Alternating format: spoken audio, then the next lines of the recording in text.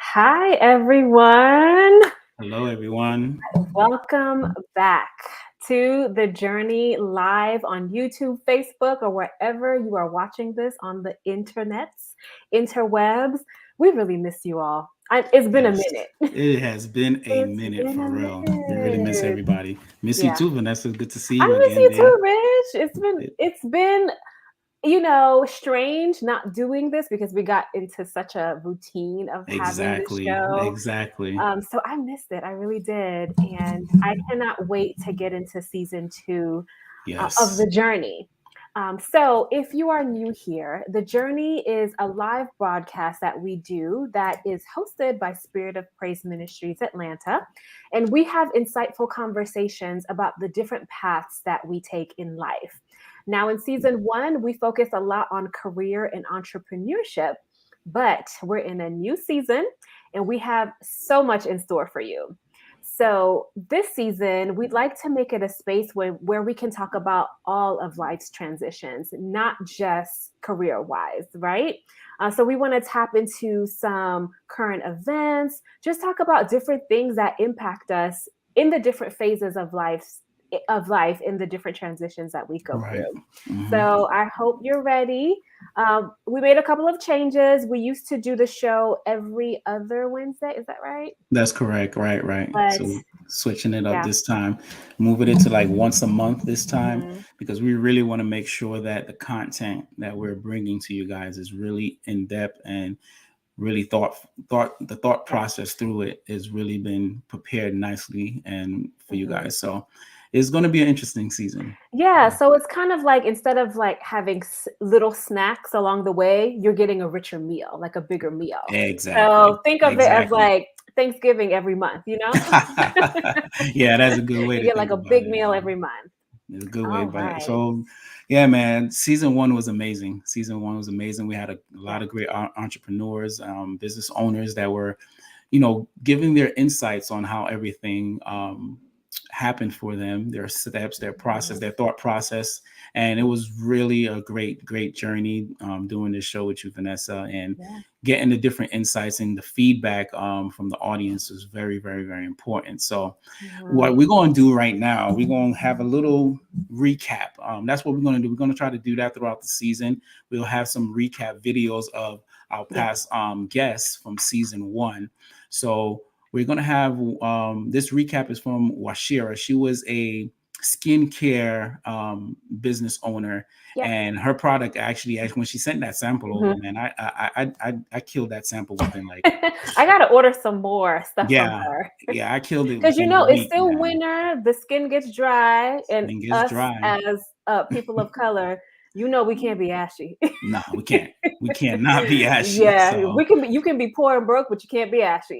that is true. That's very true. That's very true. So yeah, right. We're gonna go ahead and drop this quick clip, one of the clips from our interview with her.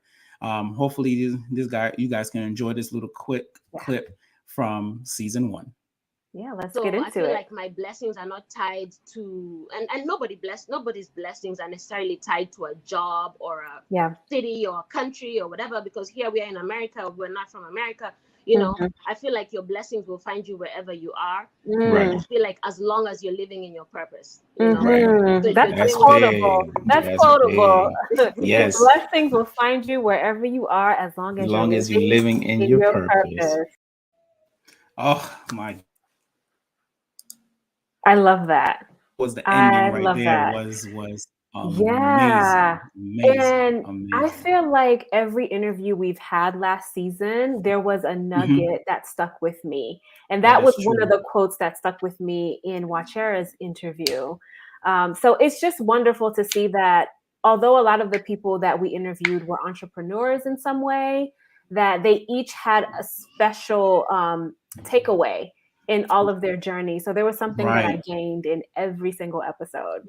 Oh yeah, it's very important to understand that everybody think that being an entrepreneur and having that business route, everybody's process is the same, but the journey is always different for somebody else. So Yeah. it was very refreshing to hear the different aspects of those Yeah. journeys, Yeah. man. So it was wonderful. It Yeah, was and really her wonderful. message was a good reminder of just like tapping into your purpose and just Right. focusing on that, and the rest will fall into place as long as you work actively towards, Right. fulfilling your Is purpose. and the good thing about that as well is not only geared towards business owners, it's for anything Mhm. that you're doing Oh, in life. yeah.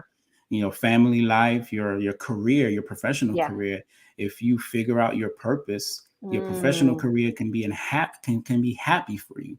Because a yeah. lot of people pick professions because of the money and Yeah. the glitz and glamour of the Yeah. profession. But sometimes if you find the profession and it fits your purpose, it Mhm. becomes a wonderful thing. So Yeah, yeah. amazing nuggets, amazing nuggets. That's a good one. All right. So I'm glad we had that recap. Like Rich said, we'll try to have these little recaps during each episode so we can, just dig back into all the good content that we had in the past season. But it's time to spring forward to season 2. And I'd Yes. love to introduce this episode. The first episode is related to pandemic life. Where did we go from here? I know everybody's talking about COVID and the COVID. impact, but we got to talk about it. We There is do. not one country in the world that hasn't been impacted by this, and we're all just trying to figure out what happens now. We've talking about transitions. We've gone through not having any toilet paper for the first Oh my. month Oh yeah. to working at home for some of us. Some of our people who couldn't work from home because they were employees that had to be in person, they had special issues that they had to face. Right. And now with vaccines and all the different debates on what we should do now, I think it's a Mhm. really important conversation to have. So we have It some is. special guests that are going to join us in this panel discussion on what do we do? Like, what areas do we need to focus on now that Mhm. we are still living in a pandemic, but it looks a little different than in the beginning? So I Correct. would love to welcome our guests, have them Yes, come on, and please. they will introduce themselves, and we will get right into it. Hey everyone. Hello. Welcome, welcome, welcome, welcome. We Hey. have so I guess the guest we have here with us today is Dr. Kia Fisher, Tracy K, she's a guidance Hello. counselor for in our Gwinnett County school system here in Georgia, and Gene Balazar. He is a nurse. So we will go ahead and start with you, Dr. Kia. Go ahead and introduce yourself to Yeah. the people and tell Hi. them a little bit about yourself. Okay. Hi, guys. My name is Dr. Kia Fisher. People call me Dr. Kia. I am a clinical therapist. I work with family, individuals, and couples. I have my own practice in Georgia. I also have a relationship practice called Fire and Ice as well. And I'm a part of a 5 sister group that talks about women and the issues that we go through called Her Sacred Space. So I'm just here. I was your guest before. I enjoyed Yes. being Thank here. you. This is definitely a topic that we do need to talk about, especially in my field of mental and behavioral health, where I see a lot going on in families, period. So thank you for having this topic because we need it. Yeah, yes. Thank Yes, you. You are always welcome here, Kia. And you know we're so that. appreciative that you come whenever we request your presence. So glad to have you part of this discussion. Thank All you. right, why don't we All have right. the next guest introduce themselves? How about we do Tracy? Okay. Hello, everyone. Thank you for having me. My name is Tracy K. I have been a Gwinnett County school counselor on 22 years now. And so I enjoy working with our teenagers. I've only done high school, and I like to help them transition out into the real world. And I guess that's it. All right. Thank you again. Tracy. Thank you again, Tracy, for joining us. You're welcome. All right, Gene. Good evening, everyone. How's everyone doing? My name is Gene, but as Richard had a little slip there, everybody calls me Junior, so that's totally fine. I work as a nurse educator now. I've been a nurse now for over 10 years, specializing in different specialties from general medical surgical care to critical care medicine for the last maybe 6 or 7 years. So, yeah, I'm out in Dallas, Texas now. Nice. Originally from New York, but now residing in Dallas, and it's a pleasure it's an honor to actually be on here with you guys this evening talking about this subject. Well, thank you so much for for coming on and being a part of this. This is amazing. One of the things that pandemic life has brought us is more virtual conversations, and the fact that we can have me in California, people from Georgia, and Gene in Texas I think that's pretty cool. Yes, it is. Yes, it is. But let's dive into the questions, some discussion questions. It's great that we have you all from these different walks of life, different fields like mental health, nursing, and schools. So we're going to touch on how the pandemic has affected each of these areas. But first, let's start with talking about relationships and the impact that COVID had on our relationships, specifically people that we have close relationships with, our spouses, our children, and other family and friend relationships. So, Kia, since you are in the mental health field, I think it would be great for you to start with this question. What are you seeing in your field?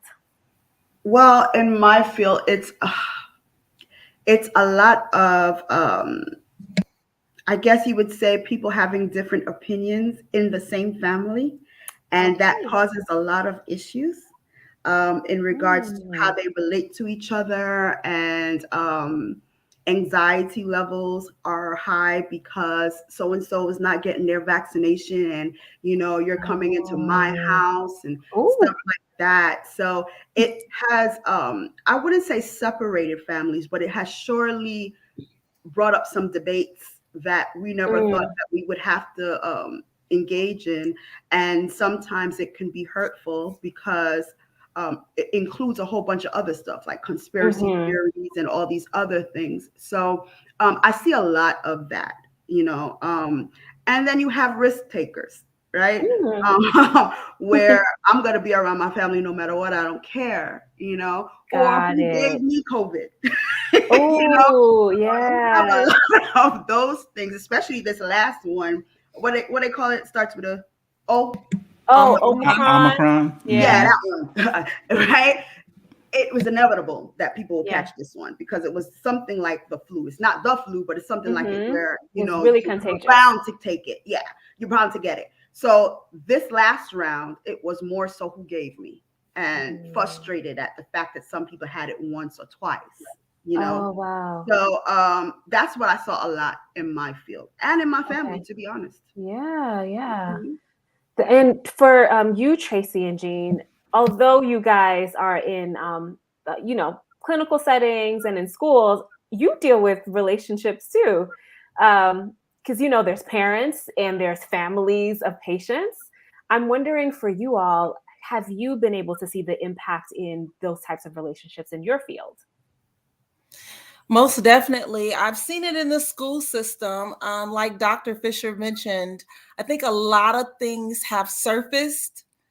A lot of issues that people are dealing with as families, they had a way of escape. They had an opportunity to leave the home and, escape from whatever was occurring in their family. But COVID, it made us have to deal with it. As a family, we had to look each other in the eye and, say, you're abusive or you're, whatever the issue is. It comes to light in a situation with the pandemic because there's not all those escapes. So it kind of forces our teenagers to deal with issues with their parents. And our parents to actually say, okay, I need to, not just sweep this under the rug, but my child is dealing with depression, so now let me deal with it. Right. It's interesting because you're working with teenagers. So that's an age where they probably feel like they have more agency over themselves. They want to have more discussions, which is different from little children. So I can see how teenager relationships with their parents can really be impacted. Yeah. What about you, Jean? Well, I guess kind of different from Dr. Fisher and Tracy. I guess during the pandemic for us, like in the hospital setting, families weren't even allowed to see their loved ones. So many times they really had to view them virtually. Like we would have iPads set up in the room, and family members were just always angry with the nurses or even with the physicians. Why can't we come and visit them? Why can't we see them? Really understanding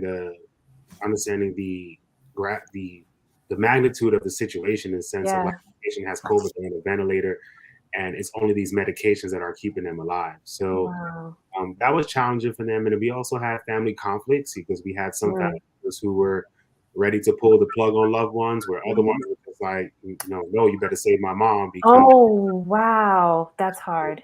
Yeah, so that was kind of some of the things that we saw.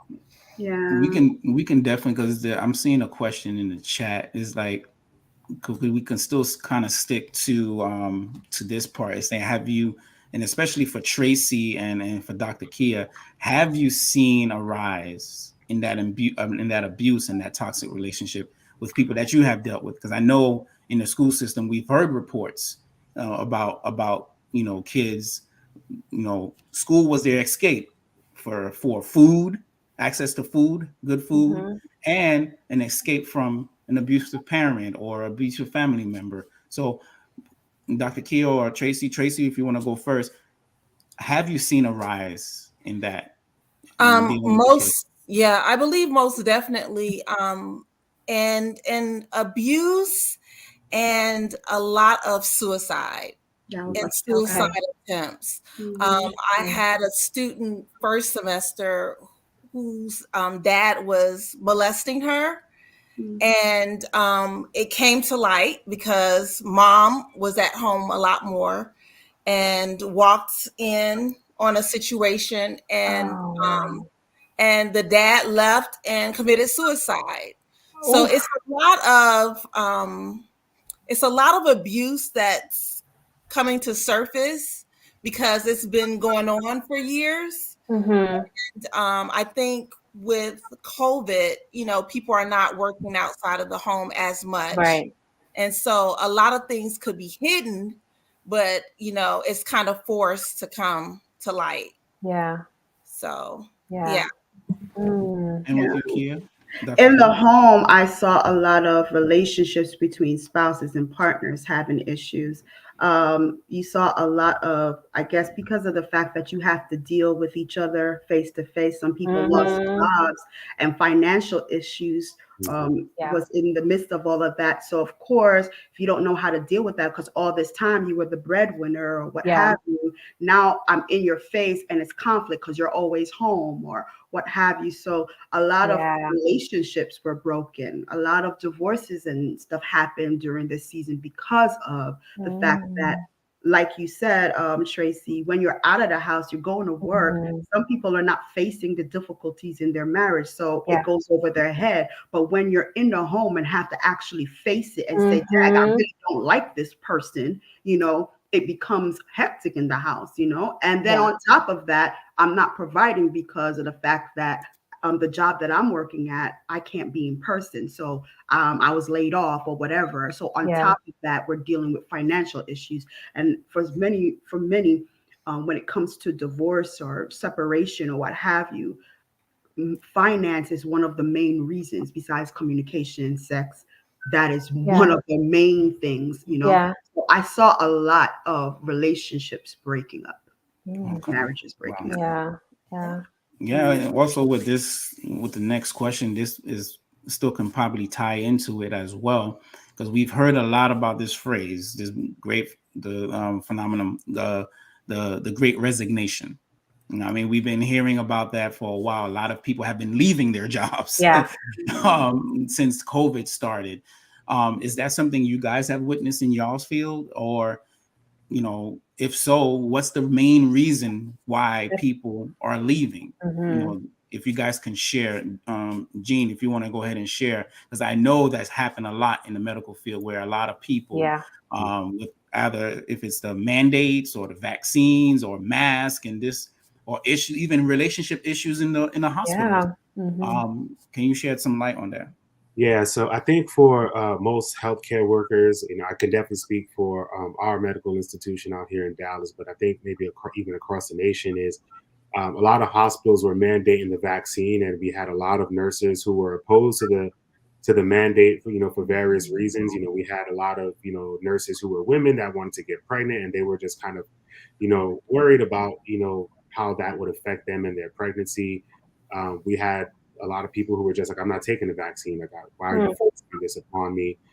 But I think a big issue not say a big issue, but I think one of the things that really kind of led to the big resignation for nursing was travel nursing, where, the government bring these major contracts to all these nurses to go work in other hospitals to take care of COVID patients. So people were leaving their primary job to leave to go travel to, places like Texas and Florida, California, New York, places that were hit hard. And for many of those nurses, it's hard because, these contracts are like $10,000 a week, and they're making about.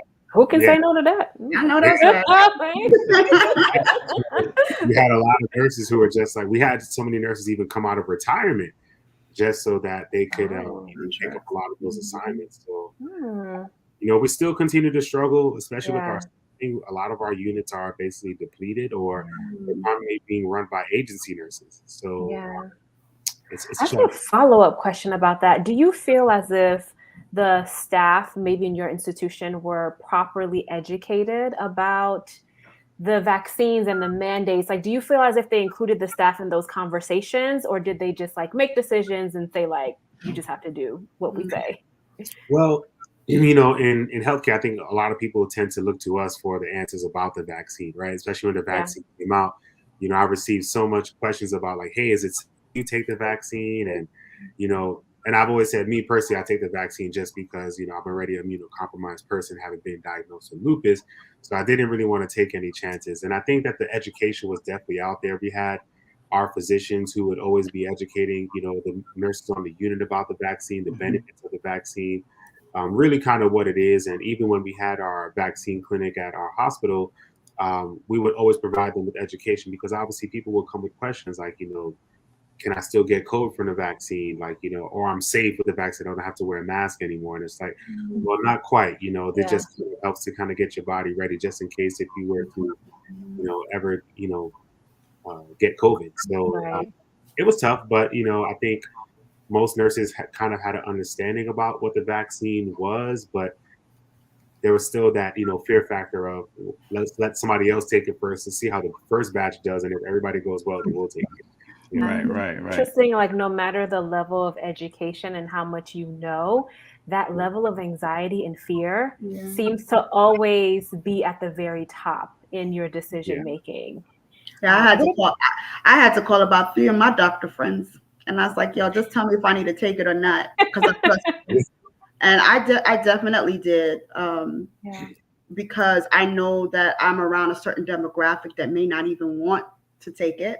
So I make sure, right? And my kids got it. I got the booster. My kids got the booster. I always had it first before I decided to get have my kids have the booster. And even when my household had COVID after we took it, we didn't suffer from it like so many. Like, I never lost taste and all that other stuff. I basically just was lethargic. That's about it. Right. So definitely, I know what you mean by people calling saying, "Well, yo, should I take it?" Because definitely did that. Right. But I would say within my profession, it was opposite for us. Nobody quit. Nobody quit. Everybody. I mean, to be honest, you guys were needed. You probably had more work. We made money. Those who are in the private sector with agencies, contractors, We did. My caseload went probably 20 more on top of, Woo. because we did telehealth. It wasn't as dangerous as, like, say, the school or hospitals. We were working from home, but the documentation stuff, it was ridiculous. I think we suffered more, clinicians suffered more because we had no time. We had no time.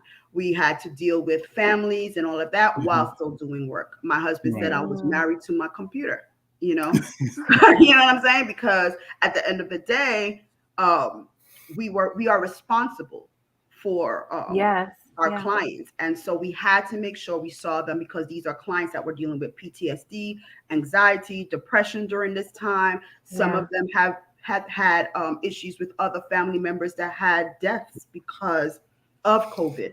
So there was no time off for us. Nobody resigned in my field. Wow. So, yeah. And for you, Tracy, I know in the school system, it's just always been crazy. I would say that there were quite a few people that left. If you were close to retirement, you may have, thought to go ahead and retire. If you married well. Okay, now I saw a lot of teachers give up their jobs if they're able to be provided, by their spouse. And then a lot of people left and did things privately, like counselors, social workers, even educators could find a way during a pandemic to make good money and, do a homeschool program or do some tutoring, and could do pretty well. I know my husband retired from being a firefighter, and he is a counselor full time now. And, so, he decided to do that. And, I think that his job was already stressful, but I think that the pandemic added to that. And, it's kind of like, people won't tell you if they have COVID, and you're helping people. And, it's just a lot of different stressful situations. So he decided to go into private practice, and, he's doing well with that. So, I guess I would say that a lot of people had to come to grips with what was important to them. Do I want to do this job for the rest of my life, or do I have a different calling? Because the pandemic will push you towards your calling too. Yeah, absolutely. And for a lot of employees that felt overworked and underappreciated, like teachers or even healthcare workers, where they have to work tons of hours, or if other staff members are sick, they have to take their shifts. I'm sure a lot of them considered, like, are they paying me enough for all this extra stress that I have to take on? And if not, maybe I need to explore some other options. I mean, we've been doing this for like 2 years now, so that certainly is enough or other certifications and try different things out. It's an eye opener for sure. It definitely is. Yeah. So we talked about like the types of people that you've seen leaving, like people who are close to retirement. Do you feel like certain groups are more likely to leave their jobs during the Great Resignation? Like, for example, do you think women are more likely, millennials? I guess for us, we've had a lot of millennials leave, and I think just because a lot of growing up in in this day and age now, where you have like so many different options at your fingertips as far as making an income. We had a lot of people leave. I actually had two nurses that I used to know. One left to go work at a coffee shop because she was just over it. That's different. That's a huge difference. Yeah.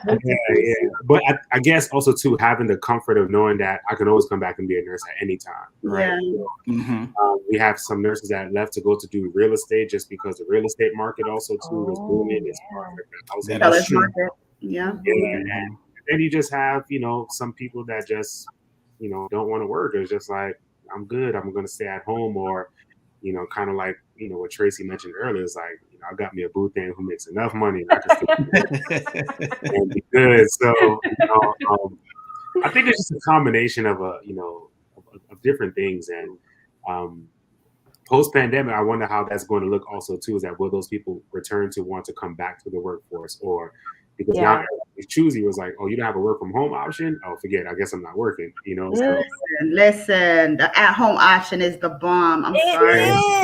It is the best. I mean, I go to the gym when I need to, come back, and I'm good. That's my outside time. But I said, moving forward, it doesn't even look like they're going to go back to you have to be in person. Telehealth is going to be the option moving forward. What I did see a lot of women becoming entrepreneurs, opening up their own businesses. I saw a lot of women do that. So that I believe is kudos, because again, like I think it was Tracy who said, this pandemic really pushed people to do certain things that they never thought that they can do. And there's a lot of hustlers that came out and was like, yo, this is what we got to do. So I definitely saw that. True. And once you get a taste of the work from home life and how it gives you a little bit more independence, you get a taste of it. And then you may realize, like, I may want to do this permanently. And if my job isn't offering it, I can find something else or start something else. Totally agree with that. Totally agree with it. But because work day, like you can keep up with laundry. If you need to leave to do something, it doesn't have to be awkward. Like do what you got to do and come back. Make your own schedule. Yeah, that is correct. The flexibility has been great. It has been really, really, really great. Has been really, really great. All right, go ahead. Let's see. We have a question related to school.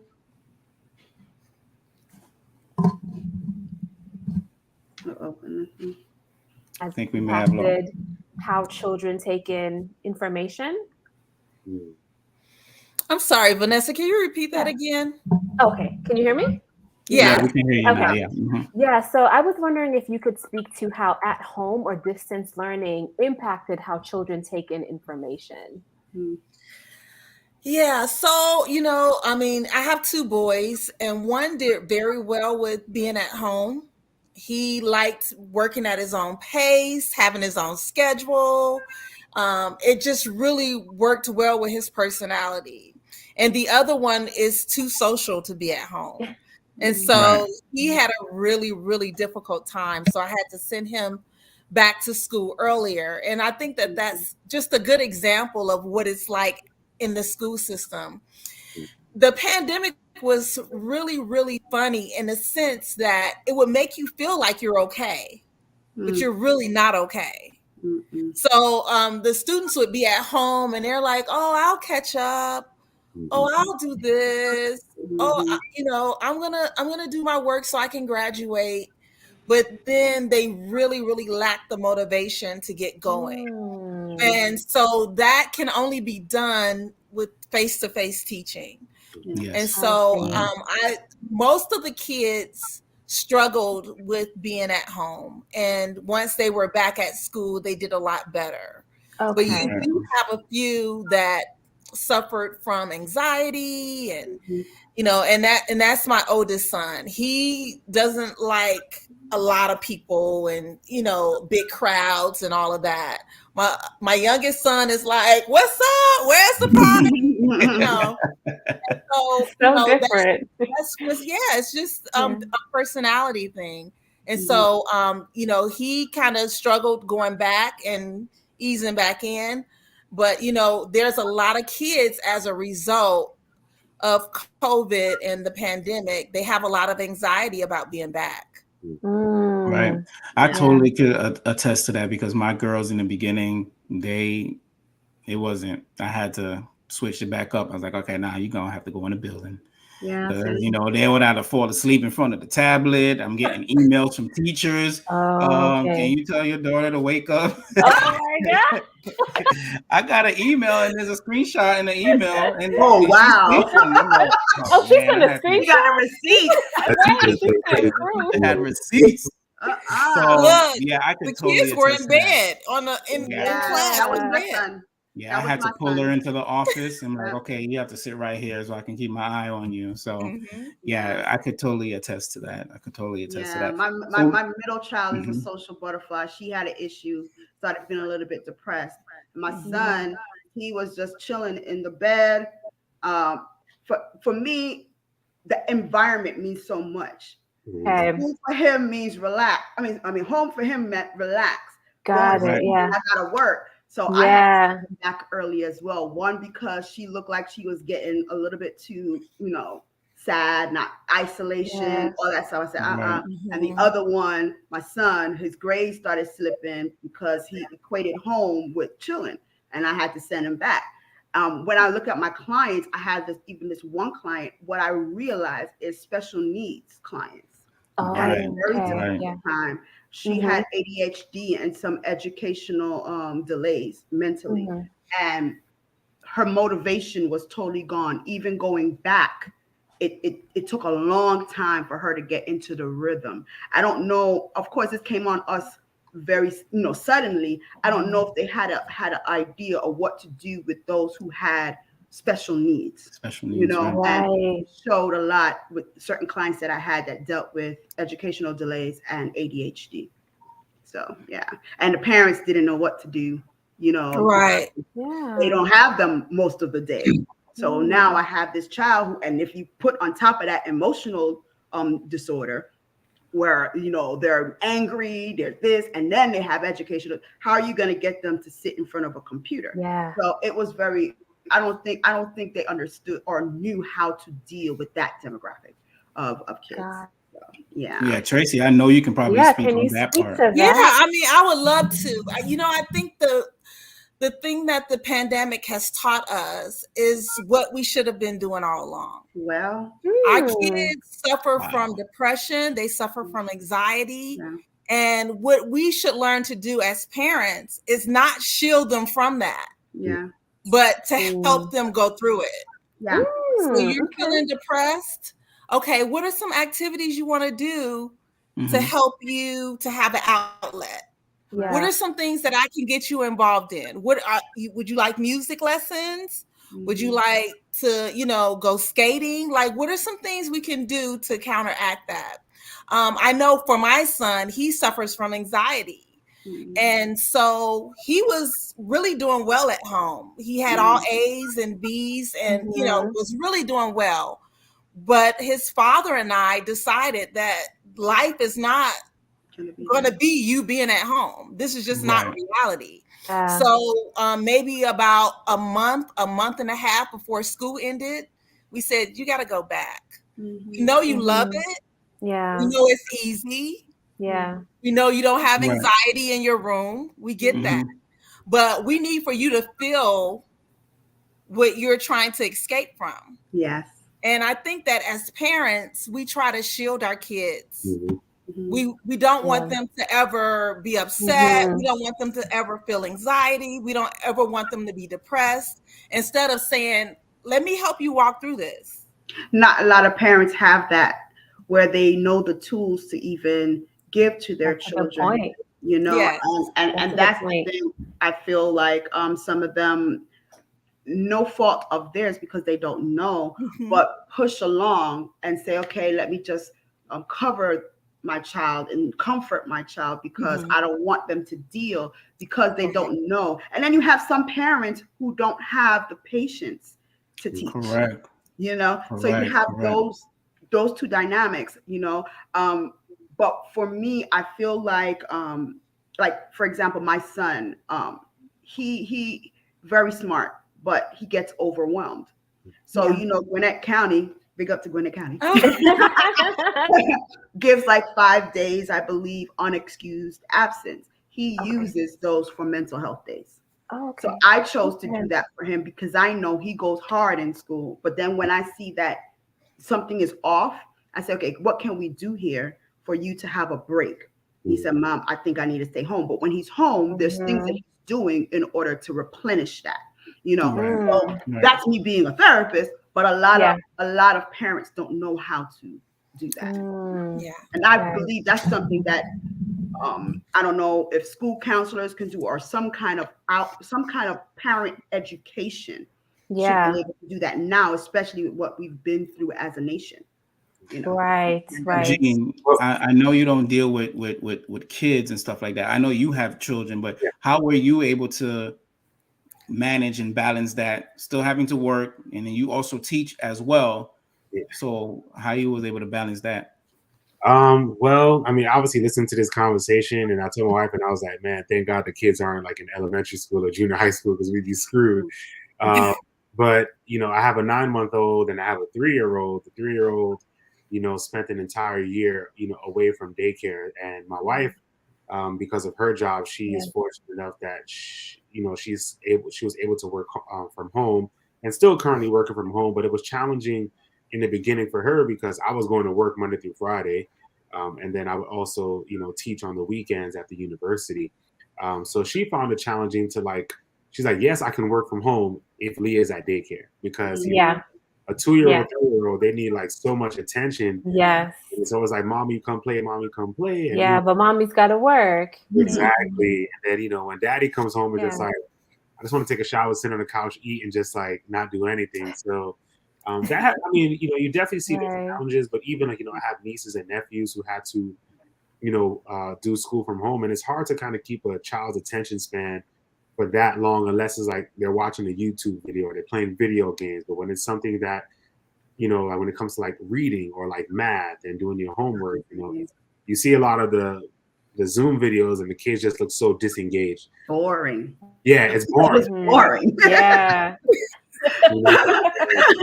Yeah. I mean, I agree with everybody. I'm hoping that from this pandemic, that we do find a way, because again, I don't think that there is going back to normal, because we don't know what that's going to look like in 2 years removed from normal. So the schools can implement something to help these kids, to get them more engaged and to talk about their feelings and I'm anxious or I'm depressed. And, okay, well, let's talk about it. Right. Yeah. So even expand on that question, what do you guys think the new norm will be in your different fields as far as school? Yeah. What will be the as new healthcare, norm?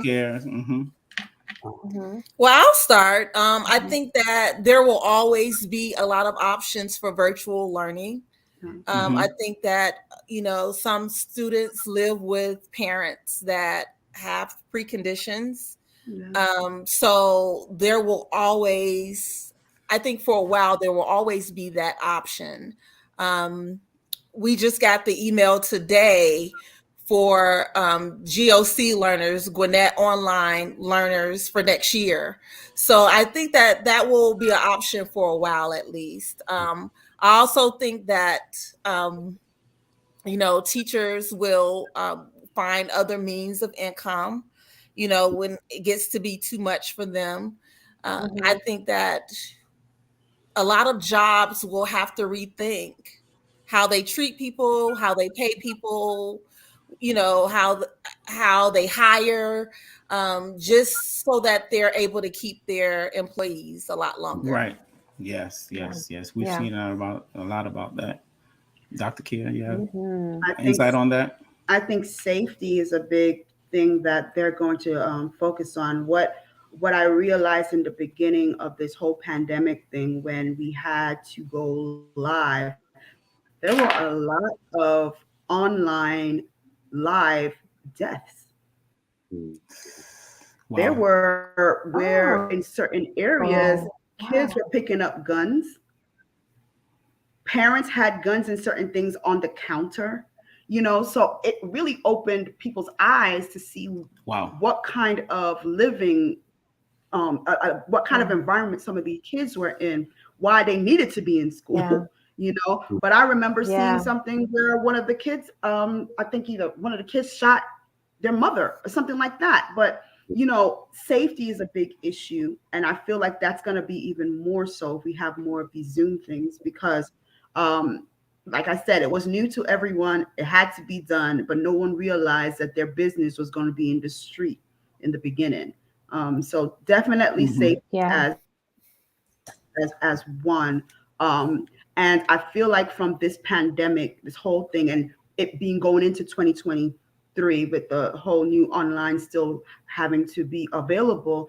Anxiety and depression are 2 things, and PTSD are probably 3 things that we're going to have to screen these kids for as they get older, because I feel like they're subject to it, and it's going to be, you know, something that may be with them, and they just have to learn how to cope with as they get into adulthood. Yes.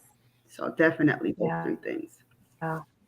So Very insightful. Yeah. to kind of piggyback off of Tracy and Dr. Fisher, piggyback off of Tracy first, I think most medical institutions are definitely going to have to reevaluate again, one, how they treat their nursing staff, and also to how they pay them. Because I think for so long, some nurses were getting paid so little. I'll give you a little quick example. I mean, the starting salary is, you know, in the South, especially when you talk about places like Texas, Florida, Georgia, you know, they're starting off for like $20, $21, $22 an hour. And, you know, you can't really survive off of that. You can be an Amazon driver for $20 an hour. Right? That's So, it.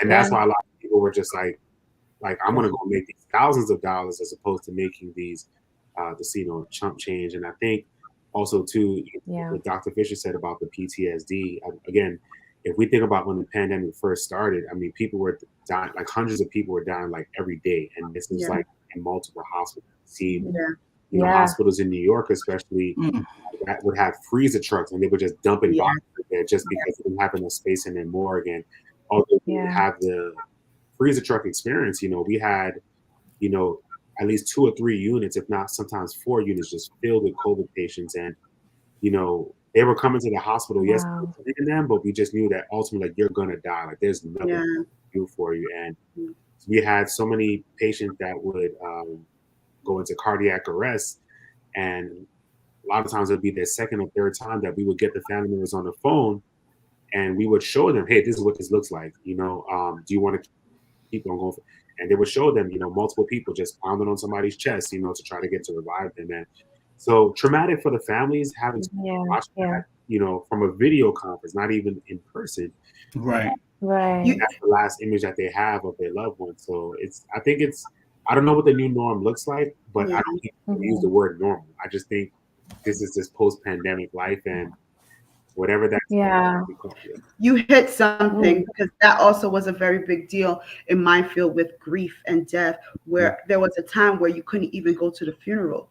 You couldn't see them, you couldn't go and visit. So even like I had a couple of people that died from COVID, and it felt so unreal. Like it's almost as if, oh, they're not here. Not that you didn't want to mourn them, but it didn't feel like the regular go to a funeral or whatever. It was more so they're gone from COVID. And that closure. That closure was not there. And I believe a lot of people suffer and still suffering from that, not being able to say goodbye. And to ask the next question, based off of your you guys' response a few moments ago, the lingering mental health symptoms because of COVID. Yes. How long do you think that's going to? Is it going to rearing itself up now, or how long will it take for us to start seeing those mental health symptoms pop up? Because as you said in the beginning, remember, a lot of things were swept under the rug. There's a lot of things that was not put out in public, but the pandemic kind of opened things up. Yeah. So do you think people may have retreated in their minds or retreated into themselves? And how long do you think this mental health symptoms is going to take to rear itself up? Because even though we did see increase in shootings, a lot of violence during the pandemic, you know, so what do you guys think about that? I think it's going to be a long-term thing, only because when you're dealing with trauma, this was trauma, right? When you're dealing with trauma, it's not something that you forget. It's just something that you try to heal from and no longer allow it to trigger you. That's all. When you're healing from trauma, it's not that you're going to forget it. So with this pandemic, I truly believe that it's a long-term thing, because one, it's not over. You know what I'm saying? We still have aftermath for that. Two, a lot of people are not getting the help that they need in order to heal from a death anxiety, depression, PTSD, or whatever happened Yeah. for them throughout this whole thing. Losing of a job, that's grief right there. Some people still don't have jobs, and like you Yeah. said, killings went up, Or loss of relationships. Yeah. loss of relationships, divorces. So for my outlook on it is that it's here for a long time, and probably even longer if people don't get the help that they need. That's my opinion. Yeah, for sure. For Yes, sure. I Seems agree. like we have a long road ahead. Yes. Yeah, I Oh, go agree ahead, with Tracy. everything that Dr. Fisher said. I think that it's going to be here for a minute. We're not even past the pandemic so that we would know like the post-traumatic stress Right. from the pandemic. Right. We're still in it. Yeah. Yeah. And we're also dealing with social injustice, and Yes. all of these things are coming together. I remember the summer of 2020 when I had been off work pretty much most of that semester into the summer. And then everything that was happening with the social injustice and everything that was going on, I was so depressed. And I'm in the field, but I was just so like, there was just no escape. You couldn't really travel. You couldn't really, do anything. You had to sit in it. Yeah. Sit in it. and Yeah. so I think that it's You going to be did. around for Yeah. a minute. I think we have a lot of trauma just from dealing with this. Like since we're in it, we don't really see the effect of it. Yeah. But, Yeah. Right. losing family members, losing jobs, losing, Truth I mean, coming out, truth coming out, Right. just like how you said, how, truth coming out, having to deal with that. It's a lot. It's not It's just a one lot. thing, it's compounded. So, Yeah. It's a lot. And it's going to be a lot to deal with Yeah. later. After it's done, we're going to look back Yeah. and be like, how did we get through that? Right.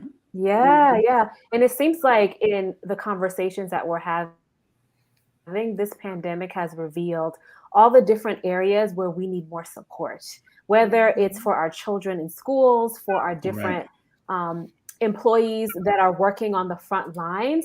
I think previously those were things we didn't pay as much attention to, but as you all said, all of this came to the surface. There are some things we should have been doing anyway, like supporting our mental health. So now we have to face it now. All of these different areas that we were neglecting, now going forward, it's like these are the areas where we need support, and we have to do something about it. Yeah, but a lot of those issues and areas or taboo topics that were not discussed at home, especially in our community, Black community, the church community, Caribbean community. They don't want to talk about those things, and they were forced to try to figure it out, and that's when a lot of these issues surface and a lot of problems within the families kind of surface. Junior, I think we wanted to share a thought on that.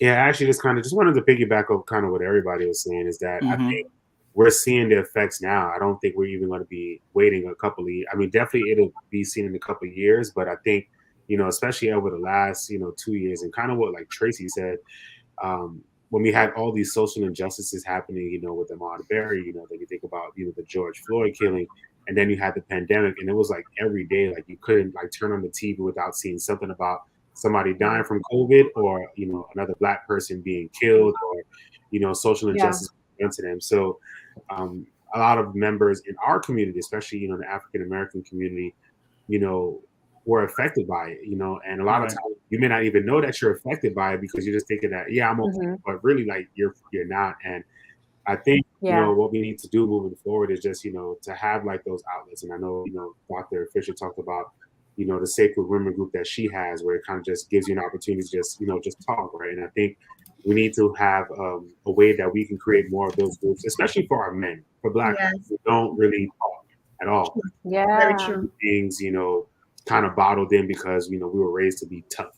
We can't show emotion, and a lot of times like create a safe space, not only for women but for men to just, hey, it's okay if you want to cry, like go ahead, like let it out, scream, because I think we all need it just to help relieve some of that stress that we may experience in life. Yeah, the thing about it is you are totally right Yeah. in regards to social justice. Everything happened at the same time. And there were a lot of issues regarding mental health during that time because there is Yes. something called racial trauma, you Yeah. know. Right. So that was Mhm. heightened during this time because, and not just for us, but around the world because everybody was Mhm. home. And it was on all Exactly. channels, especially Yeah. the George Floyd. So no, we couldn't escape it. And that's why it had so much of a reaction because everybody was home watching it. It was on every Mhm. TV channel. So Mhm. Right. definitely that Yeah. that heightened the whole PTSD, anxiety, and depression thing for real. Right. Yeah. Mhm. Right. Mm. Yeah. So good. Good points. I want to now move on to talking about people who are single or who feel lonely, who've had to isolate on their own. Think about people who don't really have family in their homes. Um, how do you think people who are feeling isolated can socially connect in these times? Well, those who are clients of mine who are single, a lot of them got on dating websites. They utilize it. They never Okay. used it before. They used it this time, you know. Right. Even if it was companionship, Gotcha. even if it was companionship, Yeah. they did that, you know. And I felt that was very much needed because even though you can't touch people, we're human. We need to touch, you know, and be in each other's faces Mhm. because we're human. At least that was a alternative at that time.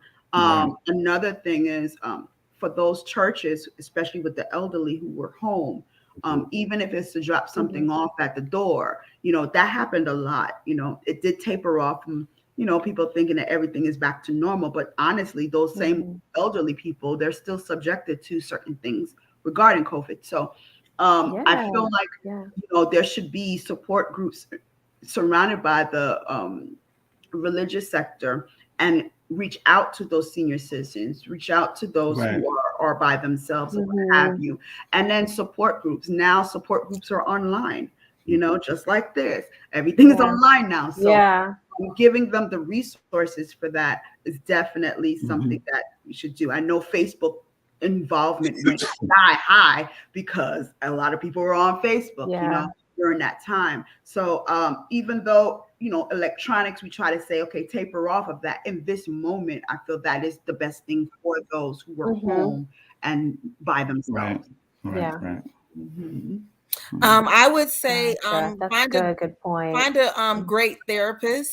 Mhm. You know, I was just speaking to my Mhm. husband, and he says he has clients that just come Mhm. just for someone to talk to. Yeah. You know, maybe they don't have anyone in their Mhm. lives or they're far away from family. Yeah. Mhm. But, you know, having a good clinician to Mhm. kind of work through some of the things you go through during the week could be a really good Yeah. resource for a lot of people. Yeah. And to piggyback what Dr. Mm. Fisher said, there are plenty of support groups out there. There Mhm. are plenty of things that you can get involved in. Right.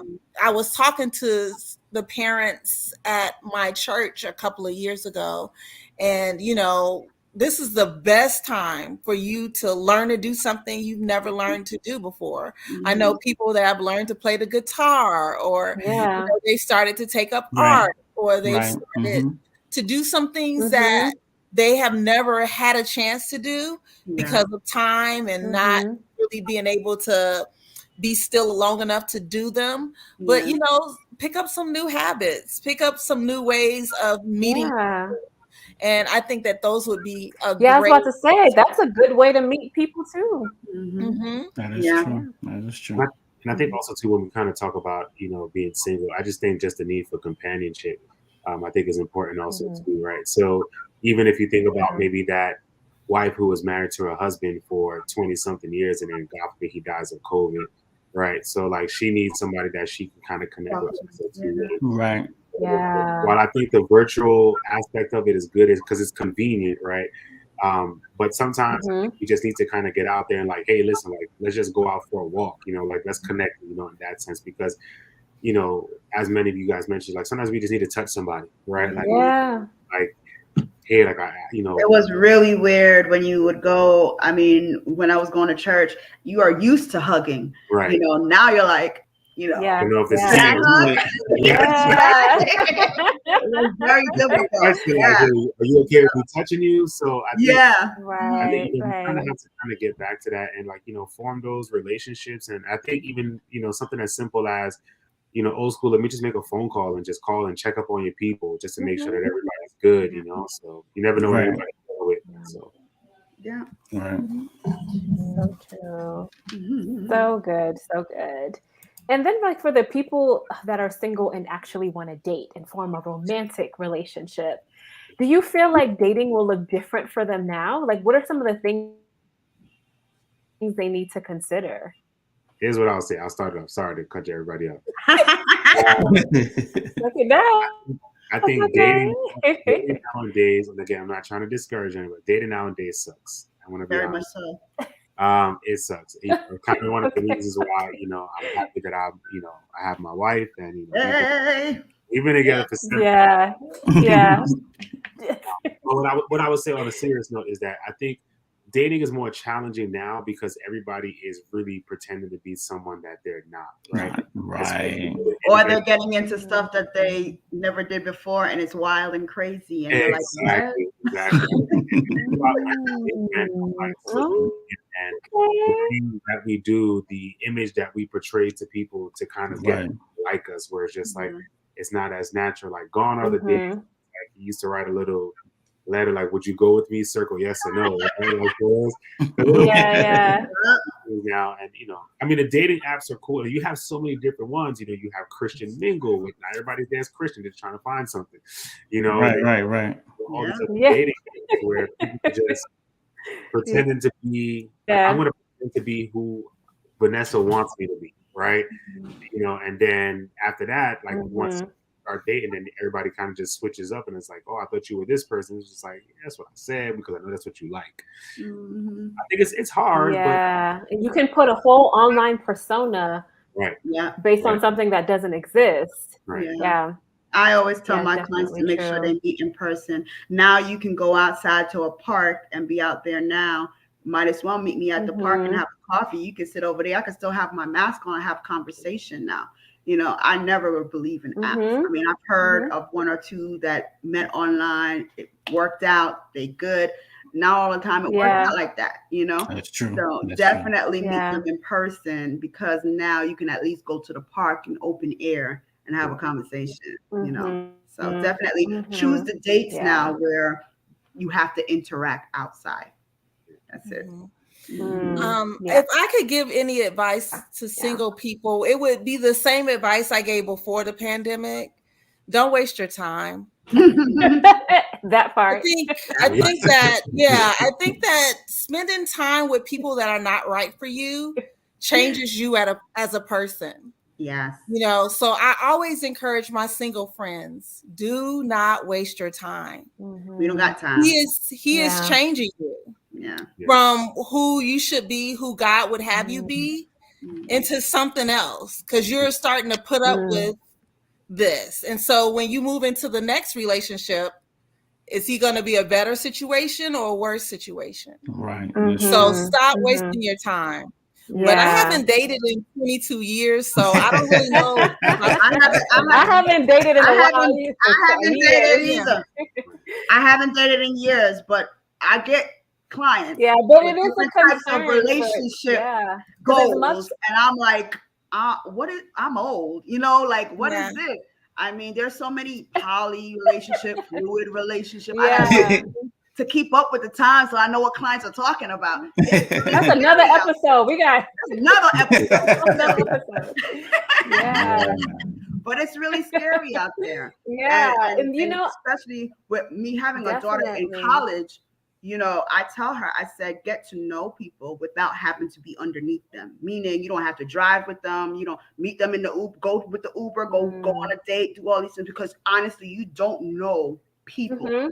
So don't think like it's, me back in the days when we met and we went out and it was cool. Now you don't know who carrying what in their car or what else. Dating now is totally different. Totally different. Safety first, always. It is. Yeah. I think one last point to make is I think dating is no longer personal, right? I think we we have a relationship and we post it for the world to see. And then when the world gives you their opinions of what your relationship is, you start to question a lot of those things. So it's no longer it's not an intimate thing where you kind of share with the world, you put your business out there, for everybody to know. And, when people come back with their opinions, then it's going to affect that as well. Yeah. So many good points. And I feel like that can be a whole nother episode in itself. Oh, yes. But I just wanted to bring it up because as much as we talk about how the pandemic has affected at-home life, there are some people who are living at home alone, and social connection is a concern for them.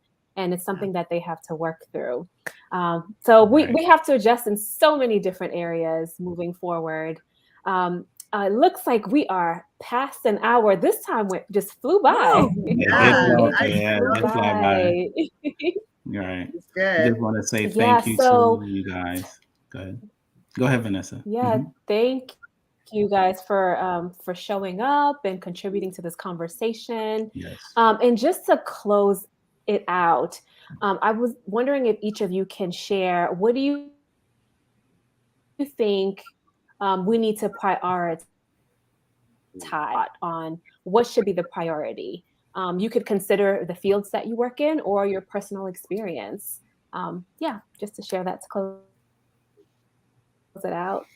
Dr. Kia, since you started with your introduction at the beginning, why don't you do your what do you think we need to prioritize? Okay. Self-care. Of the pandemic. Self-care and self-love. I think before you can,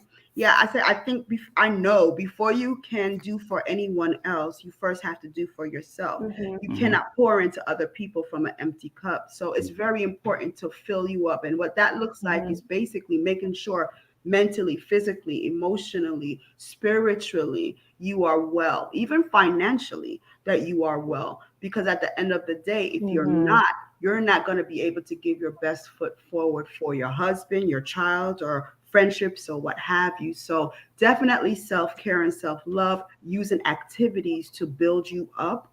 So that way, you can do right for yourself first. All right. Tracy. I mean, awesome. I don't know of a better thing than self-care.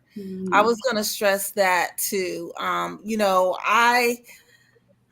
did something like I purchased a house cleaner. Just self-care that you always wanted to do, that you never ever thought about doing. Yeah. Because of the pandemic, you want this time to do something else. So, I would say invest in something that would make your life a lot easier. Come on, lady. Yes.